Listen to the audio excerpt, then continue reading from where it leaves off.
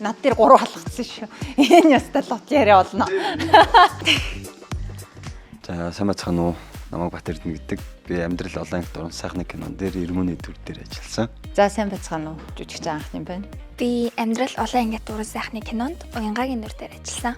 Тэгээ наран гэрэлгээд эмч эмхтэй Ангаагт сурдаг. Айгуу онцорлагтай. Тийм хүү байгаад хамгийн эхлээд энэ киноны энэ төслийн гол дүрийн дүр нь эмч юм байна гэдэг надад их таалагдсан. Тийм тэгээд баг эмч гэхэр нь орцсон ч гэж магадгүй шүү. Эмч хүний эмч гэдэг мэрэгжил өөрөө өстой гайхамшигтай байхгүй юу. Тэгээ эмч өөрөө маш их үнэтэй боловсон хүчин. Тэгээд амьдрал нь маш их сонирхолтой өрнөдөг.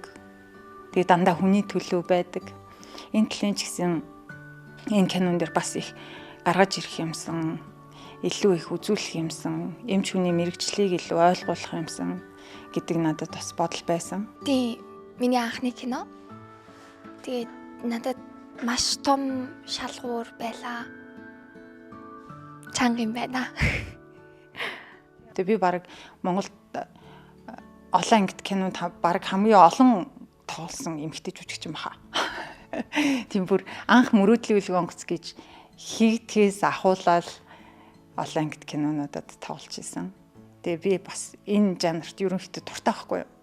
Тэгээ сайн тоглол гоё байдаг. Амьдралтай амар ойрхон гэх юм уу? Маш ойрхон. Тийм амьдрал байж л байгаа. Амьдрал ерөөсөө яг нэг хэмээрээ явдггүй. Ерөөсөө нэг юм гинтийн асуудлууд маш их гардаг. Тэрний өмнө өөрийгөө төвчээртэй хүлээцтэй байна. Би чадчих болох юм байна гэж бодож итэл яг үнэндээ тэр одоо жишээл наран гэрлийн дотор болвол маш хүчтэй эмхтэй, маш мундаг хүн гээд өөрийгөө бодоод хүмүүс ч гэсэн тэгэж үнэлээд явж итэл яг нэг жижигхэн охин байгаа юм шиг шийдвэрлэх асуудлууд дээр өөрөө юу хийж, юу шийдвэрлэж чадчих гэж бодож байгаа боловч яг цаанаа өөрөө чадахгүй, юу хийхээ мэдэхгүй байгаа.